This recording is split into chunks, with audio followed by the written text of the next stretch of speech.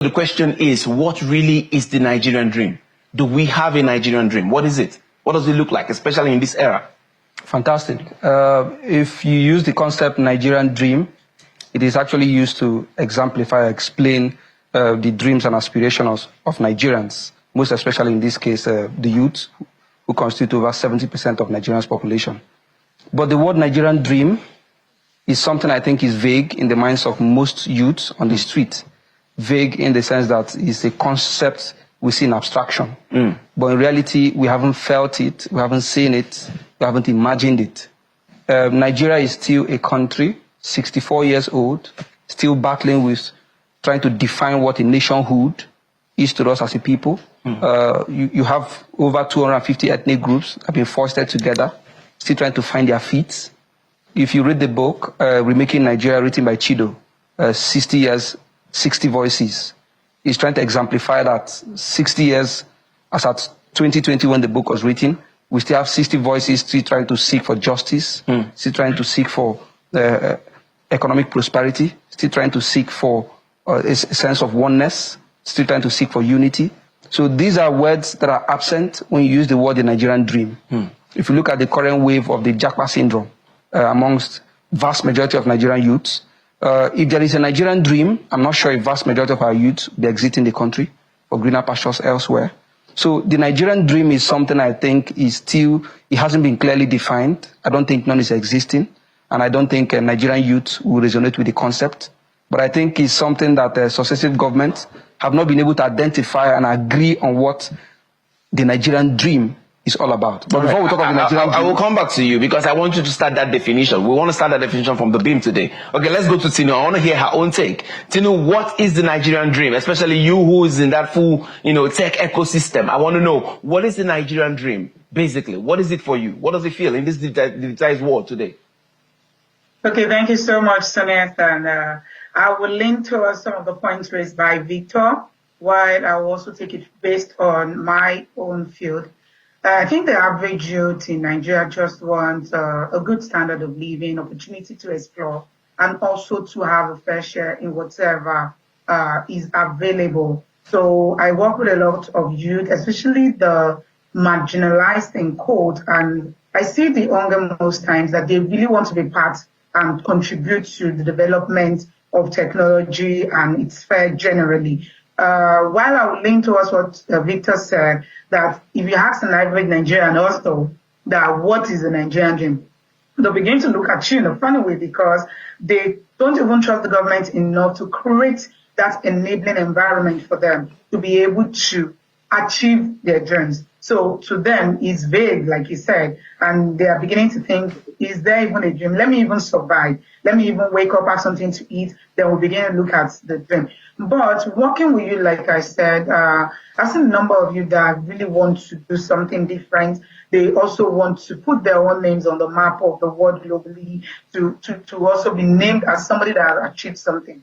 10 months ago, I had an IT student work in our organization. I call him a scholar, by the way. And when this young man started telling me some of the things he aspired to do, I was amazed because at age 18, he had so much ideas. And he's in one of the public universities in Nigeria. So perhaps if it's a private university, I might say, oh, maybe they have opened them up to some concept. But from a public university, he was telling me about how he would use programming languages to build applications that will be able to meet some of the needs they have that he has identified in school. And was just looking for other ways, people that have gone ahead of him on how to bring this together. So I believe that there is a dream, but many people aren't looking at it because they even want to survive first. If you look at the kid, that you see that survival comes first, right? So everybody wants to even jump in that direction. Okay, That's thank you very much. Let me come back to the studio here.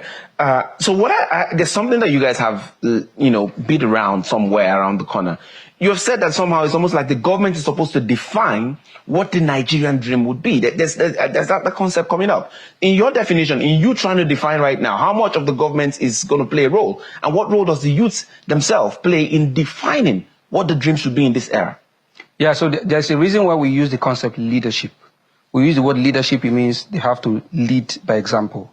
So we're looking forward to a country where those particularly the executive arm of government, both at the national level, at the subnational, that's the states, and even the local government will have a honest fora where they can sit down together with both young people of different age brackets, people of stakeholders in this country. By stakeholders, I mean both religious leaders, both ethnic leaders, both political players in the three arms of government, the young people, the different groups, even the NGOs, sit down in a common table. Something close to that was when we had the national confab, where we sat down together as a country to define our coexistence as a country.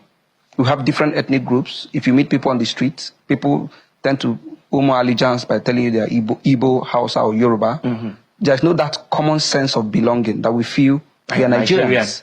For instance, we can't talk of the Nigerian dream. We can't talk of nationhood when we still use things like state of origin in Nigeria.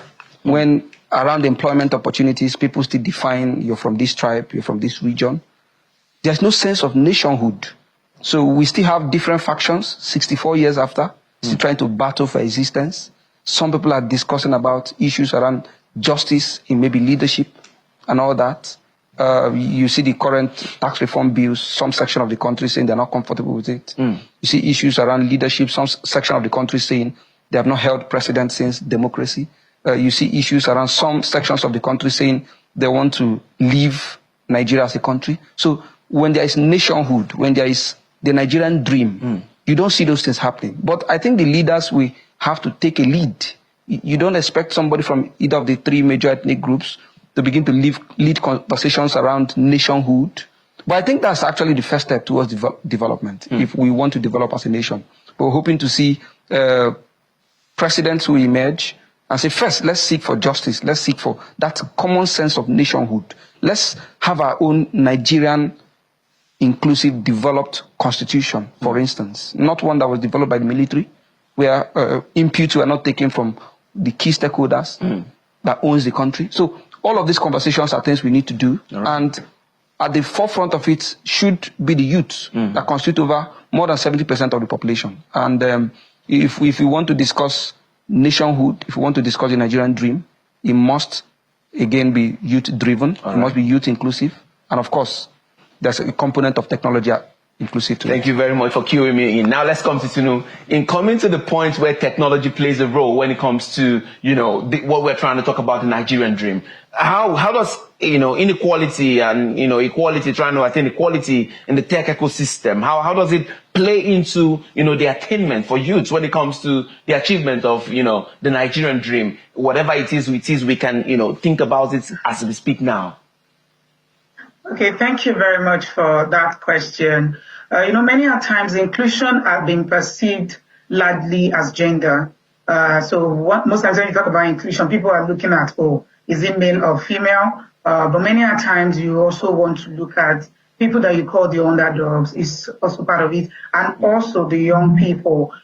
Because there is this tradition of this is how it has been done years ago, this is how we'll be doing it and forever and ever, amen, So we need to begin to give the youth a voice. Sadly, though, in Nigeria, many times we converse that, in the arm of government, we need more younger people. And when the so-called young people even get to power, you see how they mess things up sometimes. But nonetheless, we need to begin to see another dimension to how ideas flow.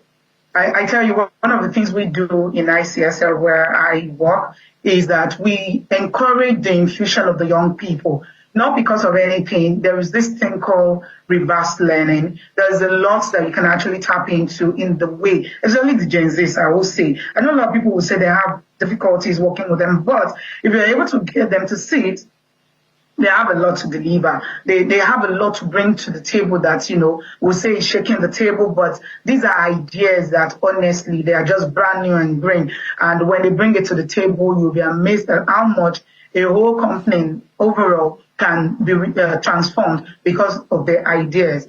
I think we need to begin to give the voice to the younger generation. Just like Victor rightly captured it, you cannot keep the so large part of the population, more than half, keep them quiet.